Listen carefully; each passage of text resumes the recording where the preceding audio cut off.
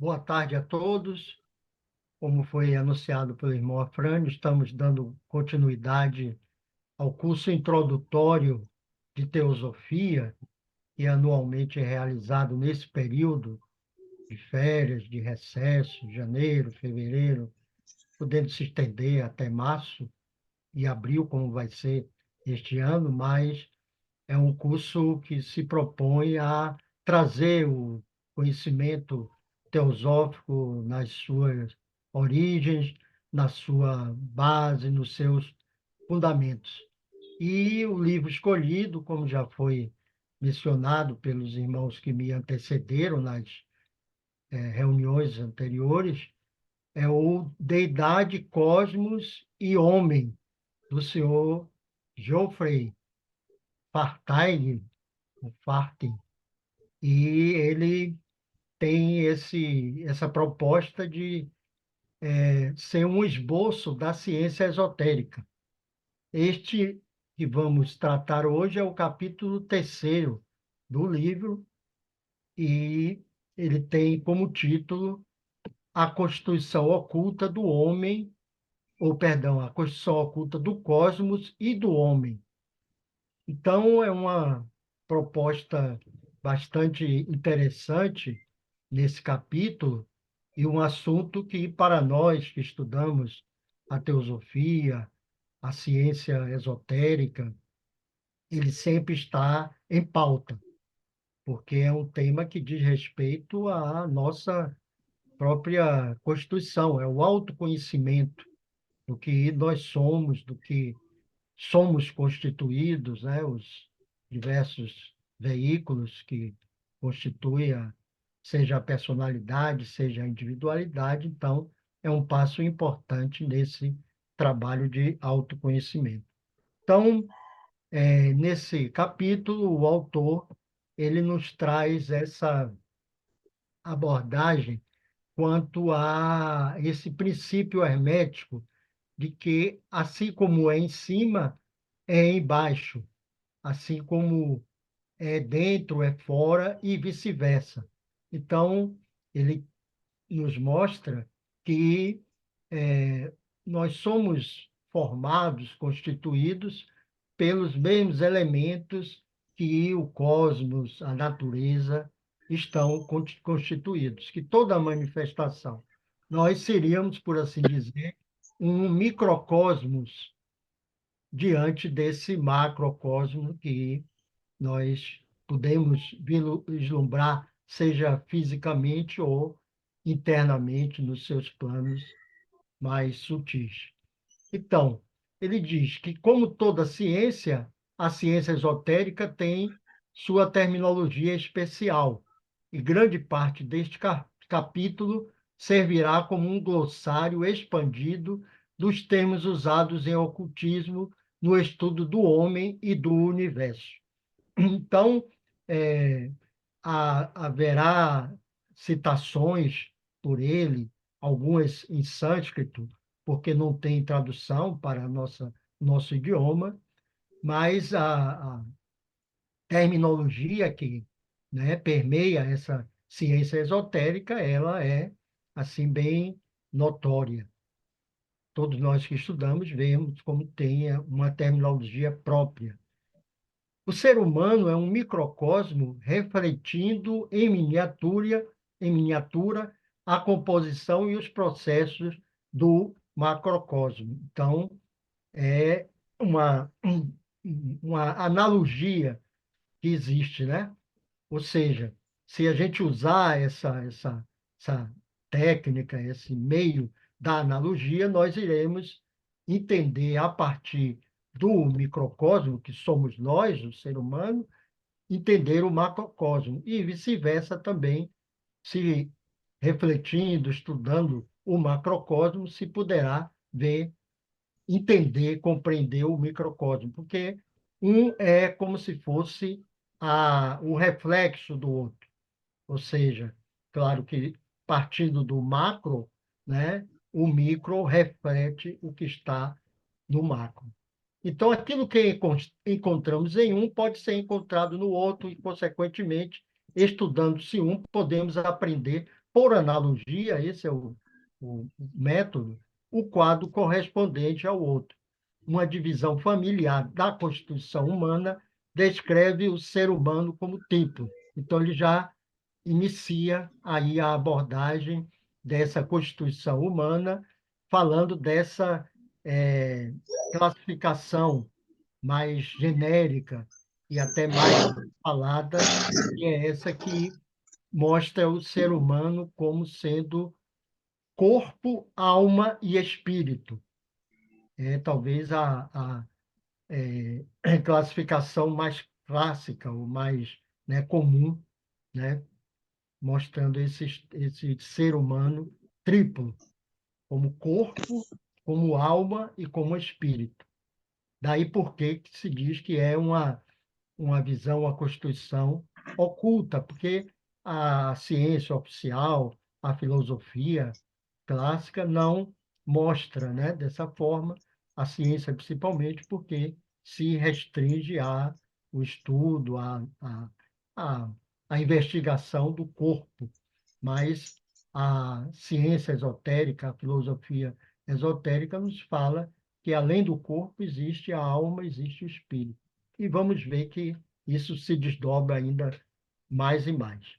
Então, ele cita aqui que o esoterismo faz uso da mesma divisão, que é encontrada também em Platão, em São Paulo, e mostra a natureza complexa de cada uma das três partes. Então, cada um desses aspectos, né? Seja o corpo, que é o que nós mais conhecemos e temos por conta dos cinco sentidos, né? Temos mais conhecimento dele, nos mostra que há uma natureza complexa nele, no corpo físico. Eu me lembro que no estudo assim preliminar, a gente, o que é o corpo? O corpo é cabeça, tronco e membros. Mas isso aí a gente sabe que se desdobra muito e muito mais. E a alma, né, que ele vai tratar de uma forma bem interessante, didática até, embora o livro, como já foi dito nas palestras precedentes, ele é, assim por dizer, uma síntese, um estudo do que está nos escritos de Helena Blavatsky, nas próprias cartas dos Mahatmas e em outros autores, mas ele procura, sim, ser fiel a esse ensinamento básico original, ou, né, aquele que foi trazido inicialmente, principalmente pela senhora Blavatsky. Tanto que ele se reporta muito à doutrina secreta, Isis sem véu, a chave para a teosofia, Voz no Silêncio e as cartas. Tanto, o que nós vamos ver que há a classificação que ele dá para os diversos corpos do ser humano é bem baseada em Helena Blavatsky e nas cartas dos Mahatmas. Então, é, como ele diz aqui, o corpo em si, que é esse corpo físico, ele é também triplo, ou tem essa consideração, né? A gente sabe que nesses estudos não existem dogmas, tudo é dado como uma fruto de investigação e como situações, hipóteses que merecem a investigação e até a comprovação por cada um de nós, né? Então, ele fala então dessa triplicidade do corpo também, né? O ser humano seria corpo, alma e espírito, e o próprio corpo, ele seria esse físico grosseiro, denso, também esse duplo, né, que ele chama de, e alguns autores, como o Solidbiter, o Sr. Time, chama de duplo etérico, né, essa parte, essa contraparte sutil, o modelo, né, o molde, que é o corpo denso é moldado nesse duplo, e o princípio vital, o prana, né? Aqui parece que foi omitido a palavra prana, que é justamente essa condição, ou esse aspecto da vitalidade no nível físico, né? Seja o denso, seja o sutil.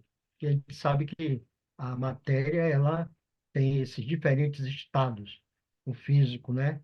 Que nós conhecemos denso, sólido, líquido, gasoso, mas tem o nível etérico, o superetérico, o subatômico e o atômico. Então, 7 estados dessa matéria física, como também dos outros níveis de matéria também teriam esses estados, né? Partindo do mais é, denso para o mais sutil.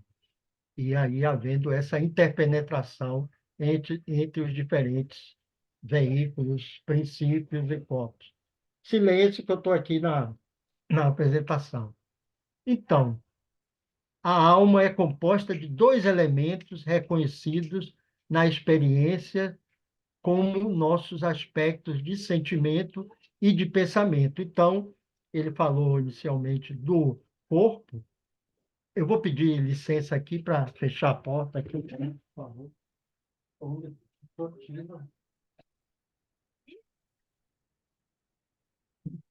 Desculpe, obrigado. Então, a alma é composta desses elementos ou aspectos, que é o de sentimento e de pensamento. E juntos, corpo e alma constituem isso que se chama de personalidade humana,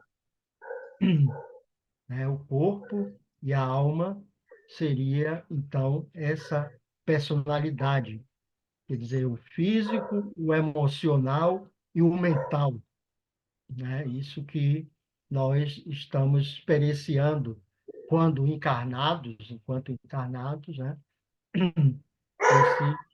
Esse contexto e conjunto de elementos e de aspectos, de níveis, de estados de consciência, né? Então, essa seria uma colocação inicial feita pelo autor a partir desses ensinamentos da Sora Blavatsky, das cartas dos Mahatmas. Então, essa ligação, essa imagem tenta mostrar essa ligação do, do ser humano com o próprio cosmos, né? Então, tudo estaria interligado. Bom, continuando nessa abordagem que ele faz da ciência esotérica, falando desses 7 princípios ou aspectos. O primeiro, como a gente já viu, que é o mais, né, tangente, o que nós temos mais, né, percepção, pelo menos no estado de vigília, né?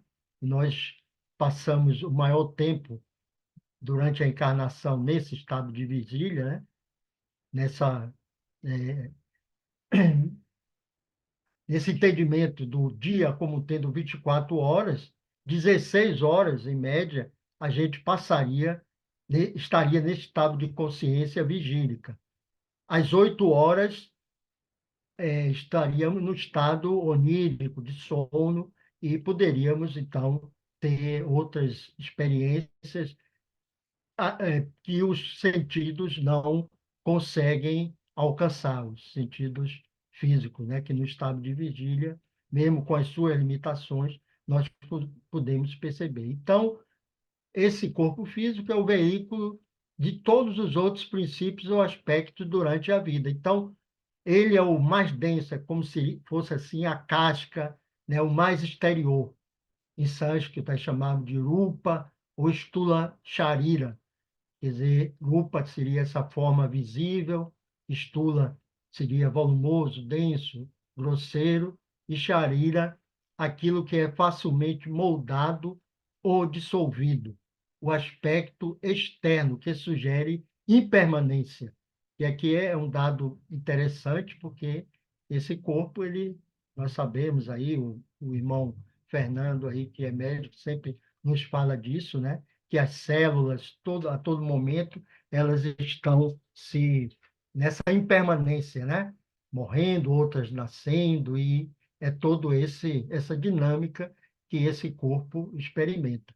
E temos a contraparte sutil, ou etérica desse corpo físico, que ainda é corpo físico, e que tem esses nomes, até como corpo astral, que aí as terminologias podem confundir um pouco, mas aqui a senhora Blavatsky, ela coloca nesse sentido, né? Como sendo esse duplo, o corpo fantasma, o modelo desse corpo denso. Então, aquele livro, O Milagre do Nascimento, do seu Geoffrey Hodgson, à luz da clarividência, ele descreve, né, os diversos estados da gestação e ele fala desse modelo, desse molde, né, desse duplo que se forma antes, como os veículos mais sutis, né, que nós vamos ver em seguida, ele se forma antes do próprio feto ali, do próprio é, e que depois vem a se tornar a criança quando nasce. Então, ele afirma que a doutrina secreta confirma o nascimento do astral antes do corpo físico, sendo aquele o modelo para este. Linga Charira, o termo sânscrito, uma marca característica, daí modelo ou padrão. Alguns termos não têm tradução, por isso ele usa os termos sânscritos. Aí ele vem falar agora do princípio vital, ou força-vida, que permeia e anima esse corpo físico.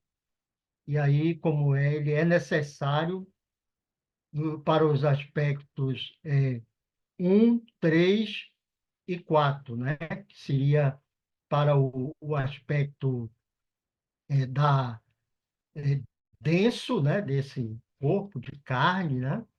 E para o corpo, é, ele próprio, o corpo, para a vitalidade, né? Se prana essa energia vital e, como ele diz, né? E as funções mentais que operam através do cérebro físico. O cérebro físico também precisa desse prana e a respiração, o ar vital, né? Espiritual vital, espírito aqui no sentido dessa vitalidade. Como a irmã, na meditação, a irmã Aline, né, nos propôs estarmos atentos durante esse aquietamento inicial à própria respiração, porque essa vitalidade ela está circulando, né, e na respiração. E o cérebro é inundado e é necessário para ele ter essa, esse prana circulando no, no corpo todo, né? Como um todo, no corpo físico como um todo. Aí ele vem agora para um outro constituinte da personalidade, ele já falou aqui dos três do corpo físico, como ele disse que o corpo físico é triplo, né? E agora ele vem falar do veículo dos desejos e paixões. E aí ele diz, como não existe tradução ou um termo na nossa língua portuguesa, esse, esse princípio ele é chamado de camarupa, ou seja, forma de desejo, corpo de desejo. É traduzido assim, o qual não se torna um corpo distinto até após a morte. Porque quando nós estamos encarnados aqui, esses corpos estão tão interpenetrados que aqui o estudo, somente para efeito de estudo, é que eles são assim estudados separadamente, mas na verdade todos eles estão interpenetrados. Não é aquela como se fosse camadas, né? Não, é uma interpenetração total. Tudo está dentro de tudo, porque são corpos, veículos com matérias cada vez mais sutis que os átomos e moléculas proporcionam essa coexistência. Tem aquele até ditado aqui, dois corpos não podem ocupar o mesmo espaço, né? Mas aqui se trata de estados, né, de matéria, cada um mais distinto ou sutil que o outro. Então, somente com a morte é que a consciência saindo do corpo físico, né? Seja do denso, do, da contraparte, né? Do duplo, e o próprio prana sendo, né? Retornando à sua fonte, à sua origem, essa consciência, então, ela passa até a existir propriamente nesse corpo de desejo, nesse veículo de desejo. Aqui ela não chama, de corpo astral. Nós vemos que na literatura é colocado como corpo astral. Aqui ela chama de corpo de desejo, das paixões, né? Dos sentimentos, desejos, paixões animais. É o quarto princípio, sendo um meio termo entre.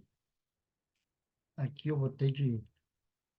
Há uma faixa aqui que cobre sendo o meio termo, né? O que, como o quarto são sete, né? É o que serve de ponto de assim dizer, de densidade maior. Onde jaz a linha demarcatória que separa o homem mortal da entidade imortal. Então, aqui, né, esse corpo de desejos e de paixões, ele, né, seria essa linha demarcatória. E, como ele é dito, entre esses sete princípios humanos, estes quatro juntos formam esse quaternário inferior, essa personalidade quádrupla, o homem mortal, porque esses princípios e veículos eles são temporários, né? Os princípios retornam, os corpos se desintegram e os princípios eles retornam à sua fonte. Claro que há essa isso que se chama, se falando a grosso modo, de átomos permanentes que registram todas aquelas experiências para que se dê continuidade na encarnação seguinte, porque senão seria a cada nova encarnação, né, novos corpos e começar tudo de novo, não. Se começa daquele ponto em que se deixou quando do desencarne.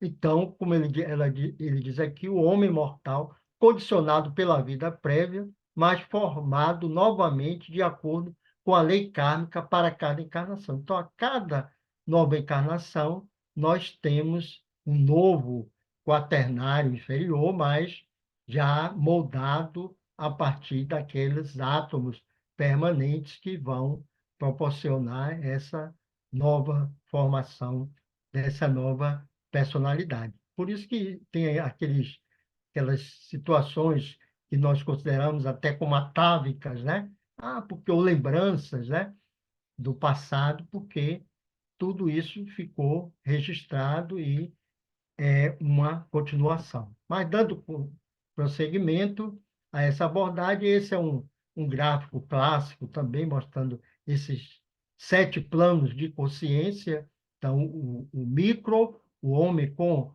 a personalidade, nós, o ser humano, e a individualidade. E o macro com os diferentes planos. Então, cada um desses veículos, princípios, eles são formados pela matéria de cada um. Como a gente sabe, o corpo físico de sólido, líquido e gasoso, o corpo físico denso, sólido, líquido e gasoso, porque essa é a matéria que molda, né?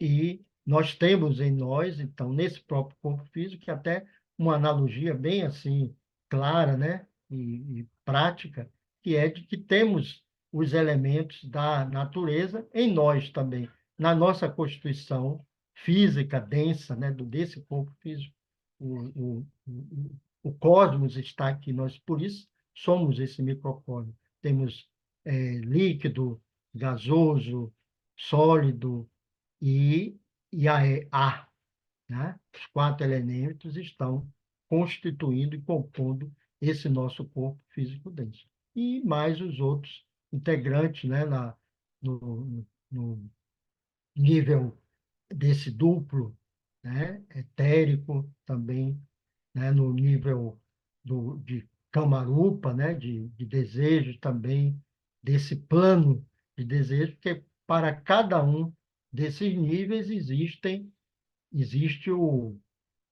o corpo correspondente, né? Para cada um desses planos da natureza, temos um veículo correspondente. Essa é uma abordagem, um, é clássico, né? Bom, essa é uma outra forma de mostrar, né, essa constituição setenária aqui já do planeta, né, Terra, do nosso planeta, né, três globos físicos, no nível astral, né, no nível mental, seja mental concreto, mental abstrato, e esses veículos constituindo essa, o melhor, é, fazendo com que essa consciência se manifeste em cada um desses planos ou mundos. Bom, ele continua aqui no texto com, agora já adentrando nisso que poderia chamar, ele falou da natureza é, mortal, né, limitada, temporária, nossa, né, que é essa de físico, emocional e mental, né, mental, né, objetivo, mas ele agora vai falar dessa natureza espiritual, que também é tripla, assim como a natureza mortal, no caso, ela foi quádrupla, né? Com aqueles níveis de manifestação de consciência temporários, mas aqui, no nível de consciência, de manifestação, por assim dizer, mais real, mais verdadeiro, mais espiritual, não temporário, né? Imortal, por assim dizer, existe isso que ele chama de individualidade, que durante a encarnação associa-se à personalidade e que está focado nela, né? Por isso nós, né, até nos identificamos com a personalidade. Muitas das vezes achamos que somos o corpo físico, até o corpo denso, né? Embora isso seja tão gritante, né, que ele tem um funcionamento próprio, né, até de alguma forma uma semiconsciência, claro que tudo depende, né? Um veículo depende do veículo mais sutil e assim por diante. Mas ele tem corpo físico denso, tem uma autonomia, né? Ele funciona. A gente sabe aqui os diversos, né, sistemas, né, digestório, respiratório, né, circulatório, coração bate sem que a gente tenha qualquer, assim, pelo menos de forma consciente, né, interferência. Ele está funcionando aqui, o corpo, né, de cada um de nós está funcionando de forma autônoma. Mas, como ele diz, isso é até um dos trabalhos de autoaprimoramento, que é esse da desidentificação com esses corpos, né? Nós não vamos mais, assim, com esse conhecimento que adquirimos, achar que somos esse corpo físico, né? Que, por exemplo, nas diversas necessidades do corpo, né? Isso sem falar no que está aí associado a esse corpo, além desses próprios princípios, é, condições como elementais, né? O elemental que participa aí dessa vida desse corpo físico, não só do físico, como também do do emocional, o corpo de desejos, como do próprio mental também, essa vida que está numa caminhada ou jornada descendente, né? Não ascendente, como nós estamos.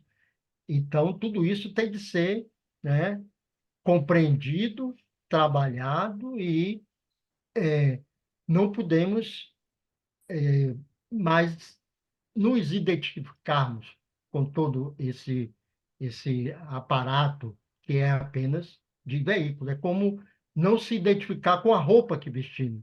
Alguns autores chegam a dizer isso, o general Azadad fala nisso, que os corpos podem ser considerados como a vestimenta da alma, do espírito, do ser imortal, né? Aí a questão de alma, né, como ela colocou aqui, ele se baseia na Sora Blavatsky, a alma seria esse aspecto de sentimento e de pensamento. Quer dizer, emoção e mente, né? Mente, no caso, racional. Então, tudo isso é transitório. Então, nós não podemos ter essa identificação, ou precisamos trabalhar para que essa identificação possa ser desfeita. Isso é um trabalho para vidas e vidas, né? Então, como ele diz aqui que na língua portuguesa não temos termos, aí essa natureza espiritual do homem que é tripla, eles usam, todos os autores, a própria Soraya Blavatsky fez isso, os Mahatmas, também nas cartas, usam como sendo Atma, Budi e Manas. É a tríade superior.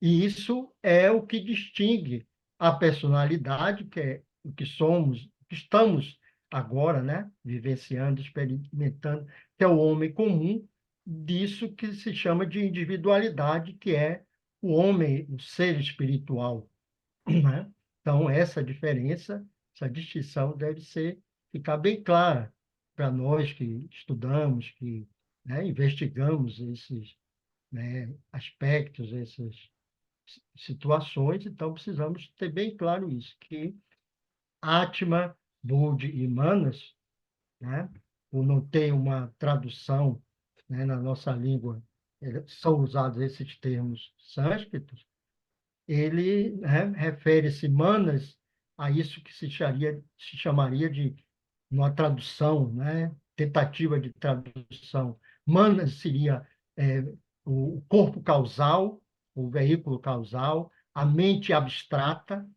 Budi seria esse princípio espiritual e Atma seria o próprio ser, né, interno, o ser divino que habita em nós, que somos em verdade. Mais adiante ele vai nos falar mais detalhadamente sobre isso. Aqui é uma visão bem geral que ele dá no livro, que é bem interessante para que a gente tenha essa noção e essa distinção entre a personalidade, que é esse corpo, são essas emoções, são esses pensamentos, e o que existe de espiritual em nós, que é essa mente abstrata, né, causal, essa condição espiritual de percepção da própria unidade da vida, que Budi, esse princípio, proporciona, e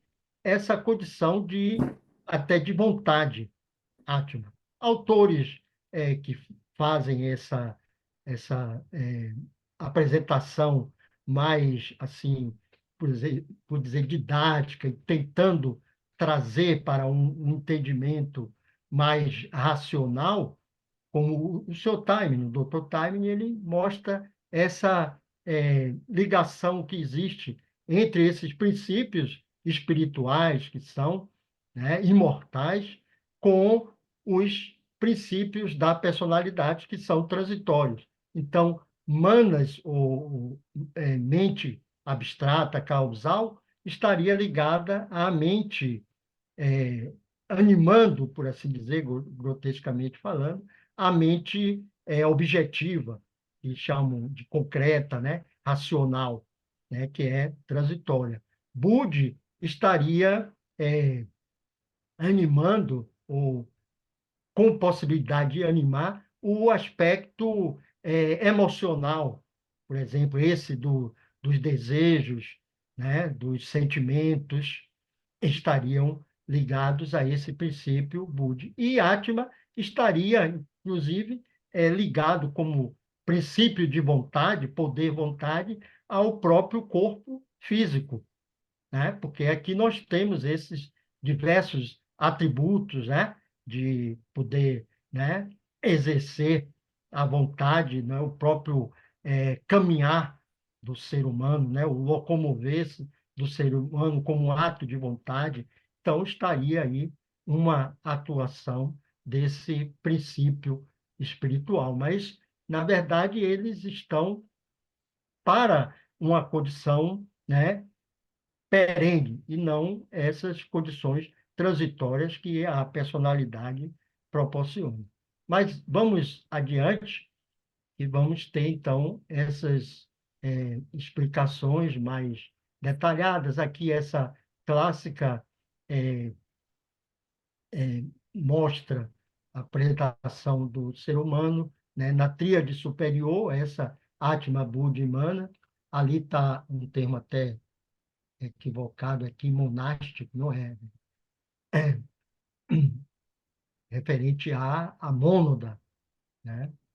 Aqui o Budi como sendo espiritual, aqui seria talvez manásico, né? Aqui Manas ao mental, sendo que esse Manas ele é dual, né? Ele tem o seu aspecto, ele no texto explica isso, né? O aspecto dos princípios, né? Dos fundamentos, abstrato, e tem o aspecto do raciocínio mais objetivo, né? Mais limitado. E os princípios do quaternário, que é a personalidade, como esse Kamarupa, né? Que é o desejo, que seria o emocional. O prana aqui, a terminologia é essa original da senhora Blavatsky, né? Que é chamado de astral, o princípio prana. Aqui o etérico, o molde, né?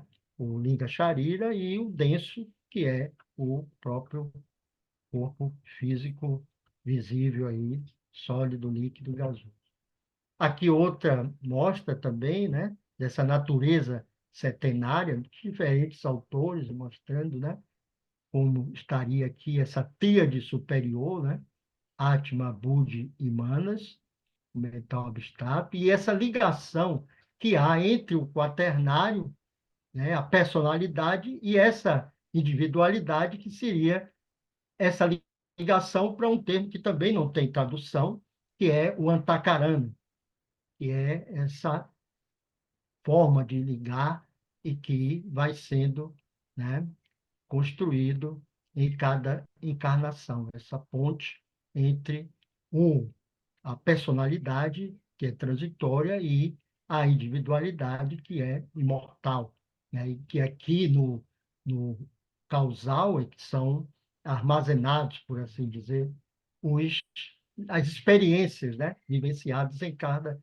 encarnação e que são trazidas para o recomeço, na nova encarnação, como o bebê que nasce e que já tem todo aquele, né, passivo ali, né, para dar continuidade à sua jornada. O búdico, né, está aqui, né, o princípio, são princípios, né, mental superior, e aqui os veículos, né, que seriam, né, de forma, né, que seriam rupa, com forma, desde o físico, o emocional, né, e o mental.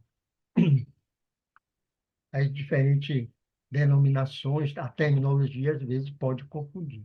Aqui outra mostra, né, desses sete princípios, né, o Atma como sendo, né, o próprio ser, né, Não, manifestação, senhora. né, divina. Oi? Alguém tá com o microfone aberto, ligado? Por favor. Obrigado. Aí temos aqui, né, da mesma forma, o Antakarana, o Prana, né, o corpo, o molde aqui, o Linga Charira, e o corpo denso, que é o Stula Charira, são termos sânscritos, né? E o desejo aqui, o corpo de desejo e o Prana. Mas o Manas aqui também estaria, né? Que aqui seria Kama Manas, que desejo e pensamento estão, né, unidos. É o que o senhor Shriram fala, né, que o momento evolutivo hoje nós vivenciamos essa experiência de kama manas, mas numa etapa seguinte, né, num processo mais evoluído, num nível mais evoluído, nós usaremos o Buddhimanas, o princípio será Buddhimanas. Então, né, teremos essa ligação. Por enquanto, estamos ainda nesse nível Kama-Manas. Então, esse é o princípio, a tríade superior, Atma, Buddha e Manas, como já vimos. Mas então, voltando aqui ao texto, ele fala dessa distinção entre o quaternário mortal e essa entidade espiritual imortal, que é a tríade superior.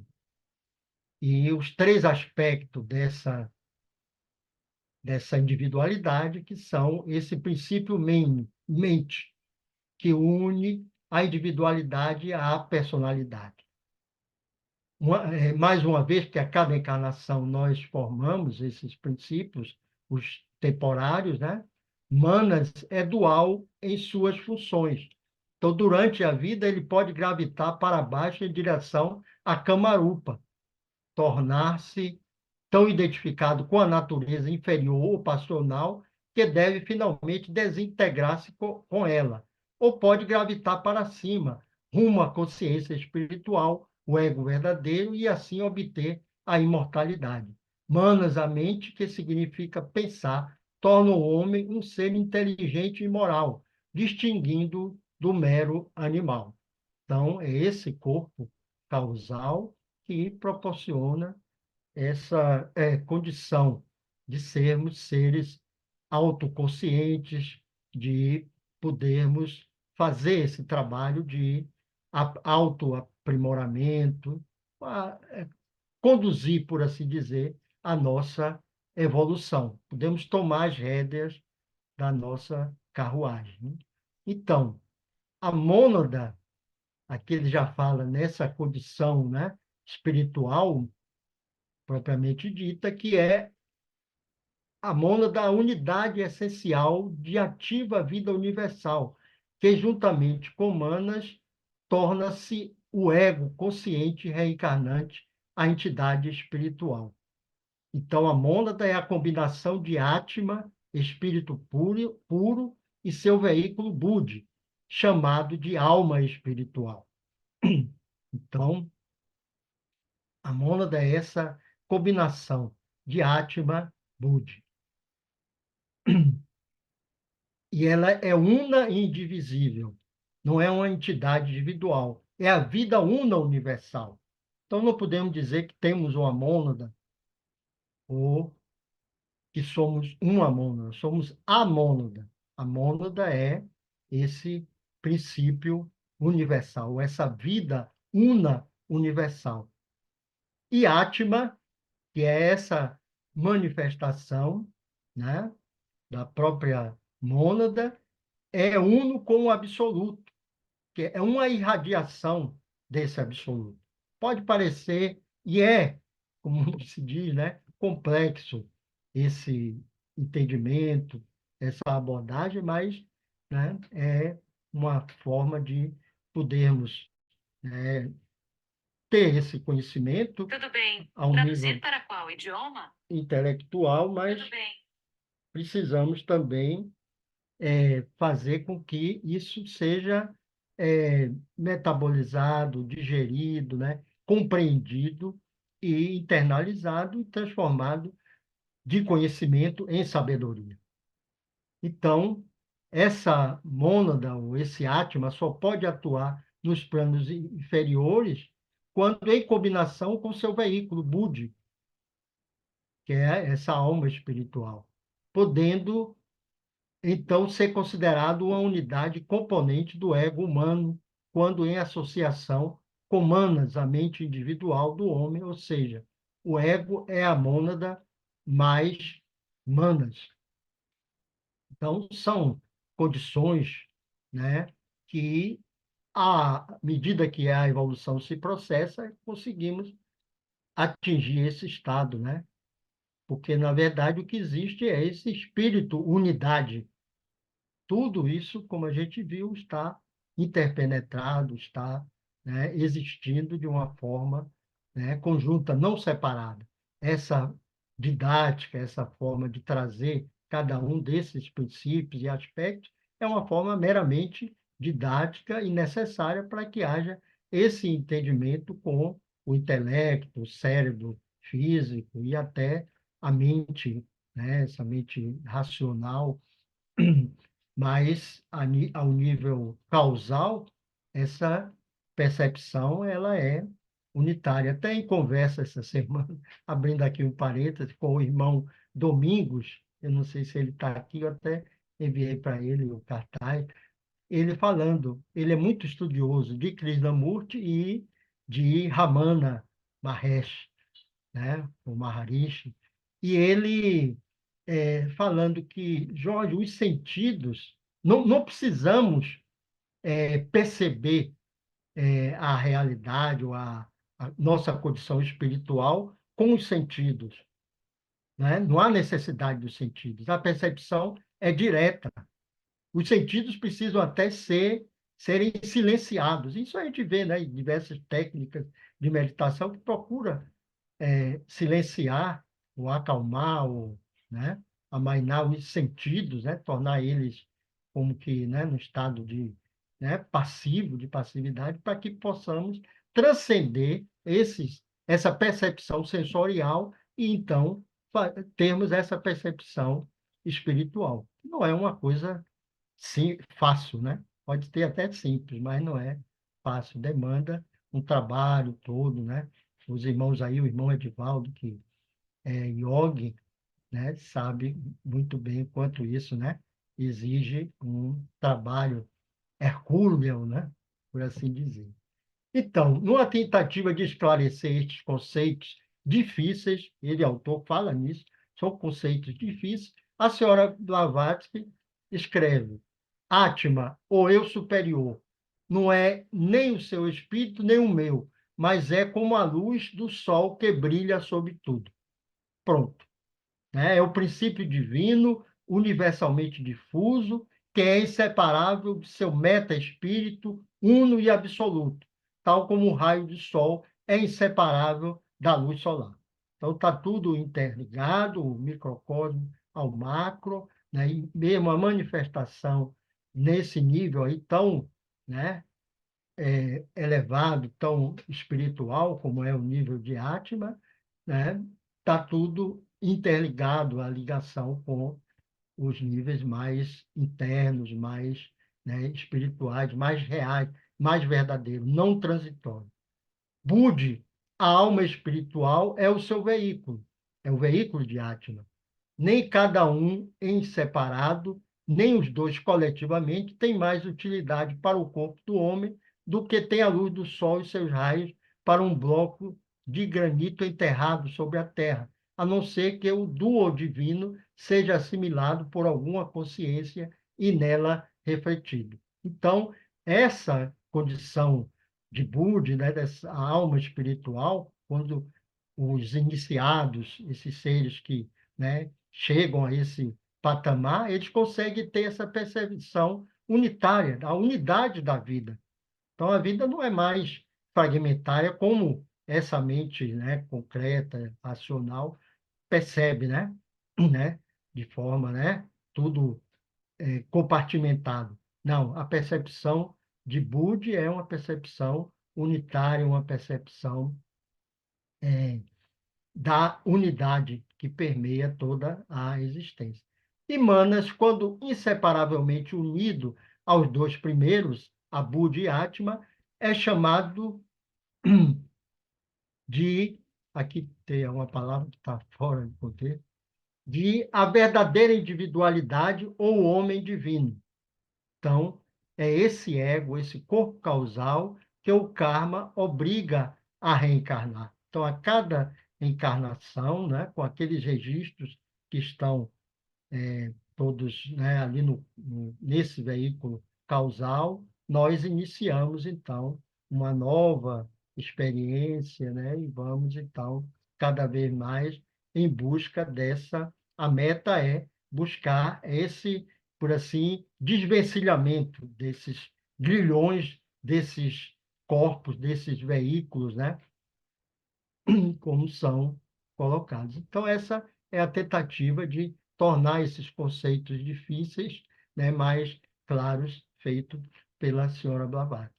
E que Atma, Budi e Manas são esses princípios, né, que estão dando vida a essa personalidade, né, mas que eles têm possibilidades ainda infinitas que ainda não conseguimos alcançar ou até mesmo realizar. Mas estamos nessa direção. Então, cada um dos 7 princípios do homem, que é o microcosmo, que é esse, né, físico, emocional e mental, está relacionado aos princípios correspondentes no macrocosmo. A gente já viu isso. No caso do corpo físico, isto é visto de imediato. Seus materiais constitutivos são os materiais do mundo à nossa volta, o plano físico, tudo isso a gente já viu. Prana é o princípio vital no homem partilhado por todo o reino da natureza. É a vida que permeia toda a existência do universo. A contraparte sutil, aí ele vai de novo esmiuçando e diz que a ciência esotérica ensina que existe um princípio mente na natureza, isso aqui é interessante, chamado Mahat, mente universal, da qual deriva Manas, a mente individual. Então, essa mente individual deriva desse princípio que há na natureza, desse Mahat, né, dessa mente universal. E Budi é esse princípio universal passivo que torna possível qualquer manifestação de Atman, a realidade sem limites, ativa, indefinível, indivisível, o dinamismo do universo, que é o que acontece com esses seres iluminados, esses mestres de sabedoria, que já têm essa conexão tão profunda, tão realizada da personalidade que praticamente fica anulada com esses princípios, né, imortais, espirituais, que eles praticamente só manifestam isso. E por isso eles não estão aqui, pelo menos fisicamente, com o nosso convívio, porque as vibrações aqui, as energias são muito grosseiras para estes princípios, embora estes princípios animem o grosseiro, né? Faça com que o grosseiro existe, mas o grosseiro não consegue, né, comportar o que existe mais, o que está animando ele. Então, daí porque esses seres eles estão em condições já mais sutis, né? Fala-se aí de uma condição, né, de Shambhala, uma condição não densa, não física densa, ainda física, mas que poderia, né, e pode abrigar esses seres, né? Eles estariam nessa condição, nessa comunidade, né, Shambhala, né? Para daí então ajudar a humanidade que ainda está mergulhada, né, nessa teia de Maia, nessas coisas aí tão, né, densas que nós ainda vivemos e vemos algumas coisas que nós aí já nos, né, afastamos, mas ainda estamos presos aqui, por isso estamos encarnados e ainda vamos encarnar ainda várias, né, vezes, porque ainda precisamos, né, vivenciar e, o melhor, fazer esse trabalho, né, de desidentificação e de libertação dessas amarras.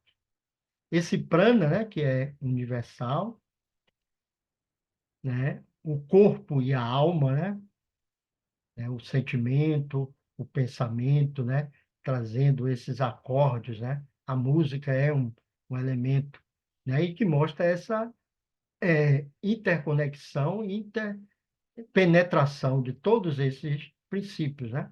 E por isso nós vemos tantas coisas belas, mesmo aqui nesse mundo, né, transitório, né, impermanente, mas a música é uma dessas coisas tão, né, marcantes. Então, esses planos cósmicos e os princípios, eles estão aquilo como vimos no início, né? Assim como está em cima, está embaixo, né? Assim como está dentro, está fora. E os planos cósmicos, né? Que mais o ovo áurico constituiria esses planos, porque o capítulo ele trata da constituição, né? Oculta do cosmos e do homem e do ser humano. Então, ele aqui fala aí desses planos cósmicos. Então, no mundo dos fenômenos físicos, percebidos pelos sentidos facilmente, classificamos os objetos em suas várias categorias. Uma abordagem assim é inapropriada quando consideramos reinos de existência que estão totalmente fora do alcance dos sentidos, e que permanecem em grande parte além de nossa experiência, que é esses níveis, né? Seja até ainda na personalidade, né? O nível, né, emocional, né? De desejo, né? De sentimento, o nível de pensamento, seja ainda, né, objetivo, racional, concreto, mas esses níveis não são alcançados pelos sentidos, porque os sentidos são apenas, seja os de percepção, seja os de ação, né? Eles são para esse mundo físico, para essa relação desse corpo objetivo com o mundo, né? E é, do qual ele faz parte, né? Por isso que se diz que nós somos a natureza, essa natureza aí objetiva, somos parte dela, somos integrantes dela, somos ela também. Quando, nos anos 80 do século XIX, os instrutores da Senhora Blavatsky, os Mahatma, né, começaram a fornecer informação a respeito do sistema esotérico pela primeira vez em inglês, eles tiveram que, primeiramente, encontrar um vocabulário apropriado para fazer referência aos fenômenos dos mundos ocultos completamente desconhecidos da filosofia ocidental. Por isso que muitos desses termos ainda não têm tradução exata, né? Então, nosso vocabulário comum é adequado para lidar com a experiência no mundo tridimensional, né? Esse mundo né, tridimensional, com tempo seriado, passado, presente e futuro.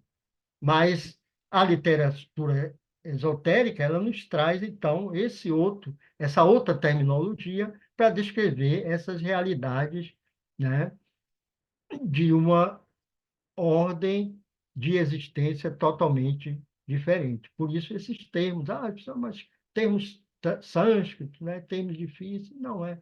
São os termos próprios, né? Que aqui nós estamos em uma outra, por assim dizer, dimensão, né? E a dimensão espiritual é uma dimensão sutil que tem, né, todo esse entendimento. Então, a necessidade desse olhar para dentro de si mesmo, né? Esse autoconhecimento.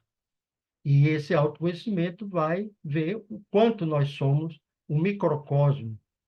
Está dentro de nós, somos uma miniatura do macro, né? E tudo que está fora de nós está dentro, não só dos veículos, como também internamente, quando, né, temos essa interconexão. Tudo está interconectado. Então, como a gente viu, essa classificação, essa tentativa de entender, né, de uma forma analítica, né, com detalhes, é só uma forma didática, porque, na verdade, está tudo interligado, está tudo interconectado, interpenetrado. Essa é a constituição setenária do universo, né? Mostrando, né, a luz que se distribui, né, em sete. Por isso o, o, o universo é setenário. Também esse nosso universo, né, o sistema solar é setenário. Que estão os sete planos da natureza, as sete cores, os sete raios, os 7 dias da semana, tudo, né, mostrando como há essa, né, essa manifestação cétupla. Então, aí ele vai no texto, né? Talvez, não sei se seria interessante a gente, né, detalhar mais, mas não seria sábio tratar a informação dada como se aplicada a fenômenos concretos semelhantes àqueles do mundo objetivo e da experiência diária. Nosso universo é um todo integrado, como tal funciona, e não um ampliado bolo de múltiplas camadas com base esponjosa, recheio de creme, geleia e cobertura de chocolate e nozes. Até uma forma bem prática, né, de mostrar como está tudo interconectado, não sobreposto em camadas. Não, está tudo funcionando aí, né, e aqui de uma forma, né, inter, integral. De modo semelhante, o ser humano é uma entidade simples, será sendo os vários princípios apenas aspectos e estados de consciência. Então, o ser humano é uma entidade simples, mas ele tem princípios e aspectos e estados de consciência. Mas o ser humano em si, o ser interno, o ser verdadeiro real, ele é. O homem verdadeiro é uma consciência corporificada, que dura através do ciclo de vida, sendo imortal em essência, não em forma. A forma que, como a gente sabe, né, se desintegra a partir desse físico denso e os outros, né, também princípios vão se desintegrando até restar esse ser humano simples, essa consciência que não tem forma, né? Porque o que se desintegra é a forma, mas para haver a manifestação, há necessidade da forma, né? A forma é o meio para a manifestação.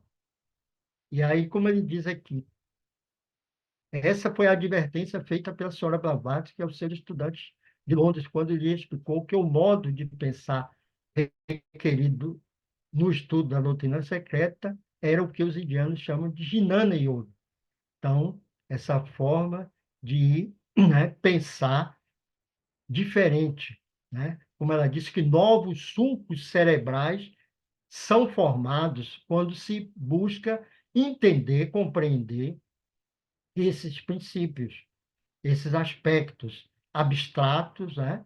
Tão, por assim dizer, difíceis, embora simples, mas para a mente concreta, a mente racional, há uma dificuldade, porque ela tem sempre de se basear em parâmetros. Por isso que se fala que o entendimento desses princípios ele será mais assim realizado com a meditação do que com o próprio estudo analítico, né?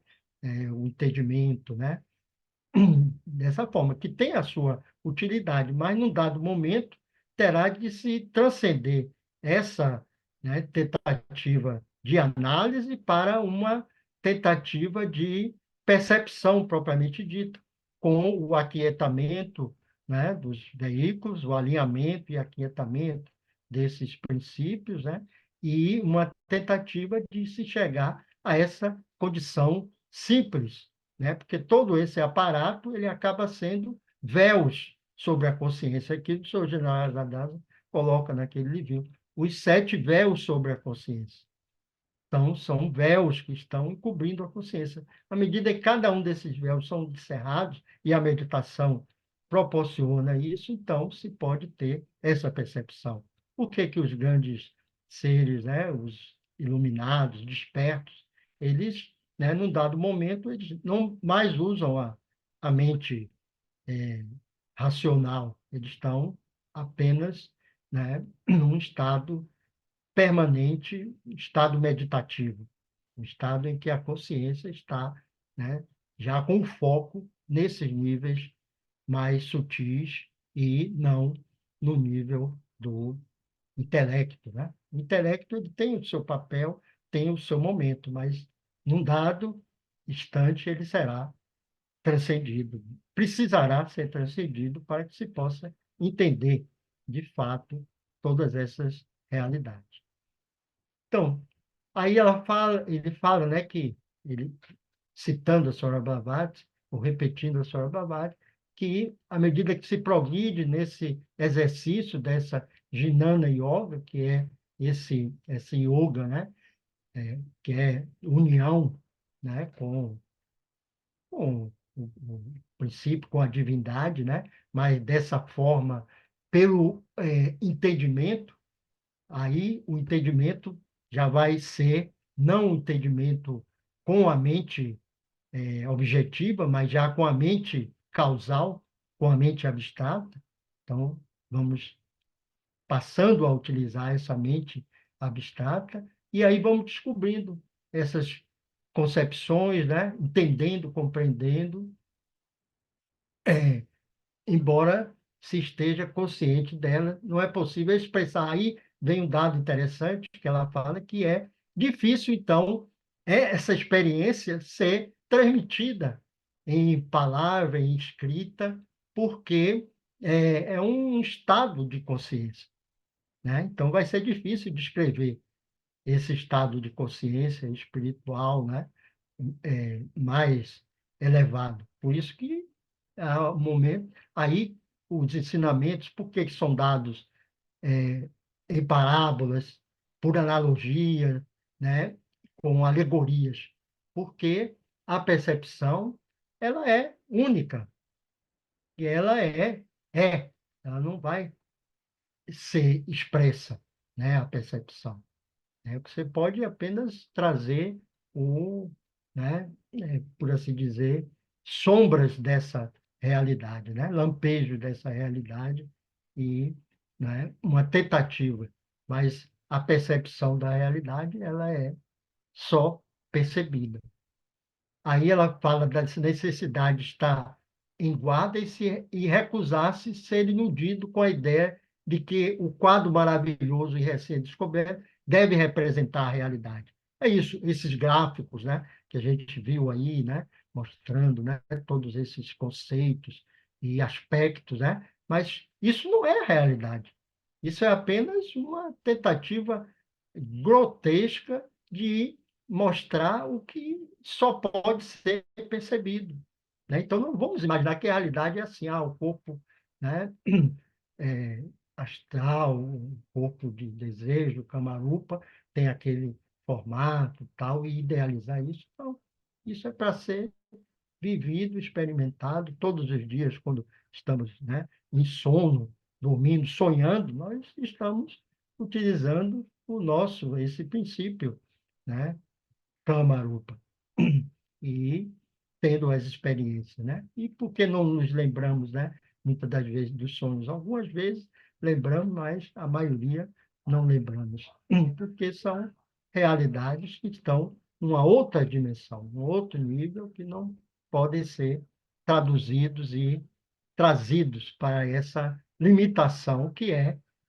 a linguagem, a própria escrita, esses meios que nós temos à disposição, mas não podemos nos iludir e achar que esses meios vão nos mostrar a realidade. Não, a realidade é a partir de uma transcendência, de uma condição diversa, né? Uma condição mais é, elevada, por assim dizer, de foco.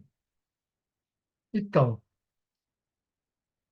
porque ela diz que anteriormente que esses quadros atualmente admirados tornam-se obtusos e satisfatórios, finalmente se desvanecendo ou sendo lançados fora.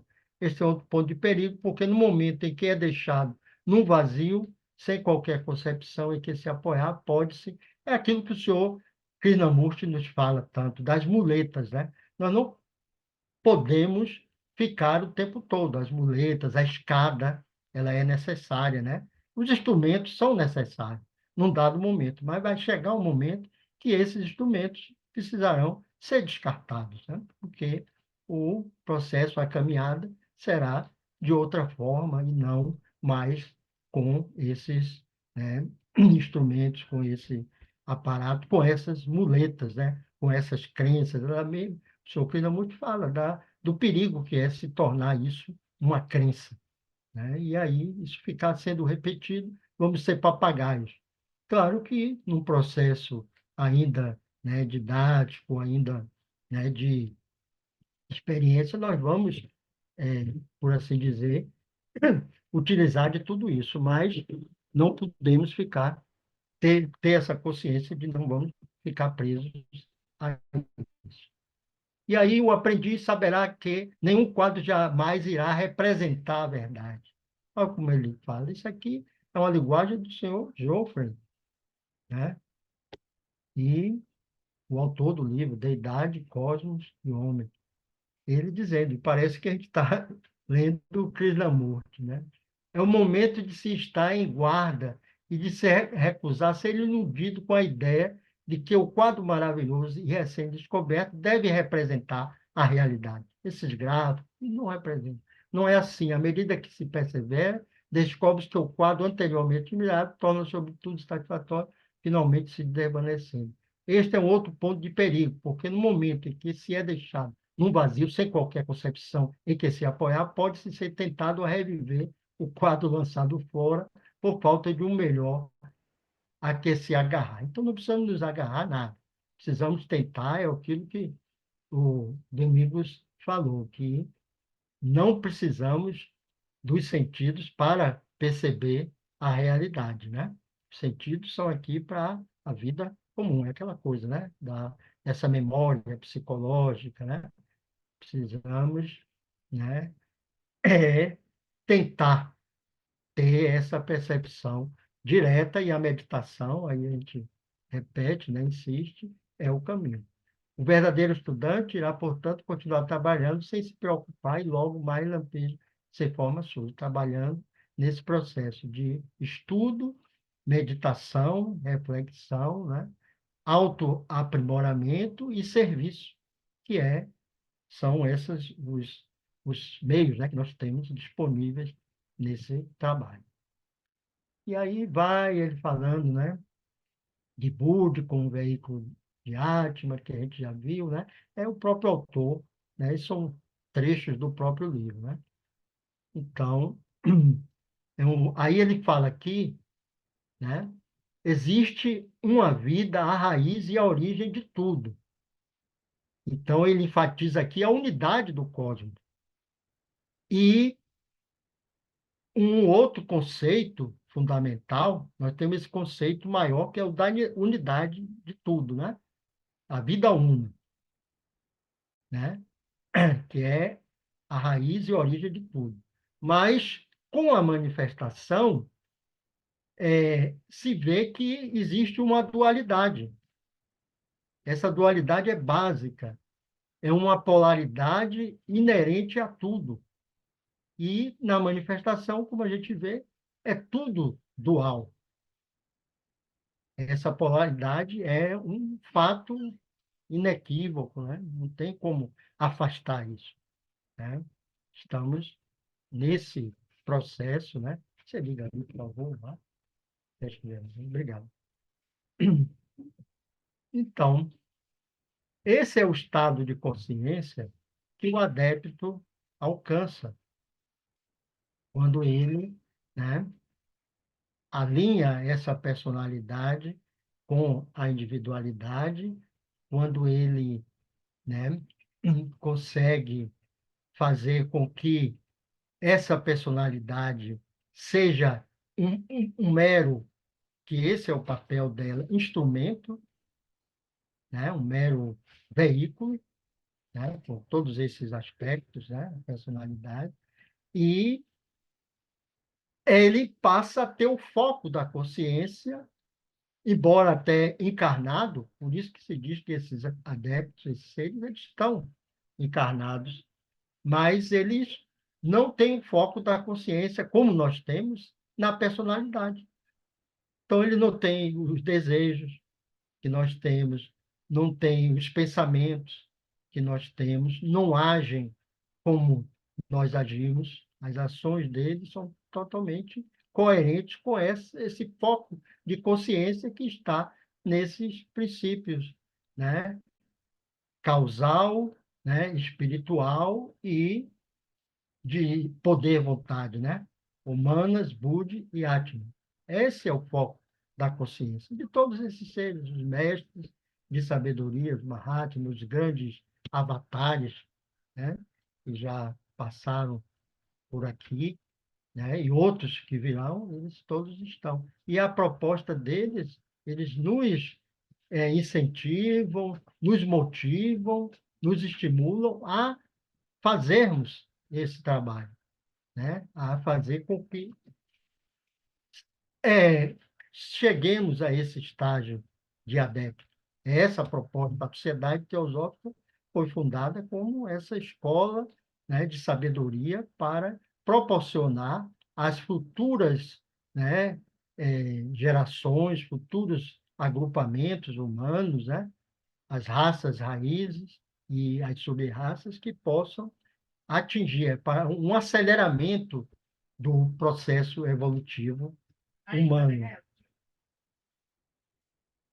Então, em termos metafísicos, a vida una manifesta a dualidade de espírito e matéria, é isso que ele falou. Embora haja essa vida una, né? Quando se manifesta, ela se manifesta dessa forma dual, como espírito e matéria.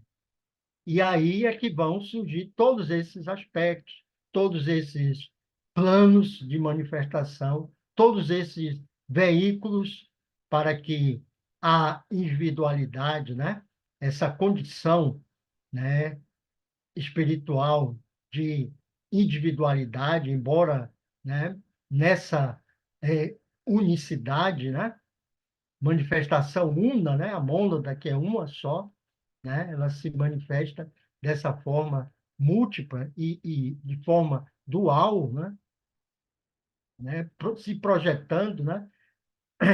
Fazendo com que esses aspectos, né, existam e, como ela diz aqui, espírito e matéria são inseparáveis, são como faces da mesma moeda. O espírito é considerado como ativo e positivo, e a matéria como passiva e negativa, mas porque são complementares. Um não pode existir sem o outro. O espírito, para existir, precisa da matéria, que é a sua outra face. A matéria, da mesma forma, precisa do espírito para abrigá-lo, por assim dizer, e fazer com que ele se manifeste. Mas tudo tem a mesma raiz. Tanto o espírito como a matéria são a vida una manifestada. Então, essa polaridade reflete-se na dualidade matéria-energia no plano físico, né? Sendo a energia aquilo que está aprisionado na matéria, mas sob certas circunstâncias é com ela intercambiável. O material de todas as coisas em nosso nível comum de existência objetiva. Pode-se pensar na combinação positivo-negativo como matéria-vida. É isso que a gente vê. E aí a matéria cria a forma, né? E a vida anima essa forma, habita essa forma, e vão acontecendo todos esses processos que a gente já conhece. Então, tudo está vivo, ele enfatiza isso, né? Ao seu próprio modo, né? Tudo no cosmos está vivo, e essa existência, é, ela deriva dessa raiz única. Então, por isso, assim como embaixo, em cima. Assim como fora é dentro, e vice-versa. Nos diferentes níveis de existência que constitui, aí ele vai, né, falando dos planos internos do corpo. Não pode haver atividade ou função sem seres ativos. Isto é, alguém ou algo fazendo alguma coisa para a qual esteja habilitada. Aí diferentes hierarquias, né? Aí cósmicas, né? Planetárias cósmicas, né? No sistema solar, a vaga de vida ocupando atualmente o planeta Terra, e por aí vai. Mas como o tempo já está, né, se esgotando, podemos, né, seguir para o final, né? Aí, como ela diz, um ser é como uma gota d'água no oceano, existe apenas a água. Então, nós somos como apenas a gota d'água no oceano, assim como qualquer unidade, o nosso pet, o pássaro que voa, né? Mesmo o mineral, o vegetal, tudo o que existe é uma manifestação dessa unidade, né? Dessa vida única. E tudo o que está manifestado é apenas como se fosse uma gota d'água. O que existe é o oceano da vida, da manifestação, que é múltipla, que é tão diversa. Aí, outra maneira de dizer é que os átomos, vidas, componentes, tudo isso que a gente já viu. né? O espírito, né, que é infinito, é isso que é o Atma, né, verdadeiramente, e que não é individual. Ele se manifesta, né, dessa forma múltipla e por isso nós temos essa condição de unidade. Por isso que se diz na meditação, sou uma consciência espiritual unida à consciência universal, porque somos a própria consciência universal manifestada. Esse é o espírito, né? E a unidade de tudo em tudo, o micro e o macro. Então, gratidão, namastê, e paramos para as nossas perguntas. Fernando, se puder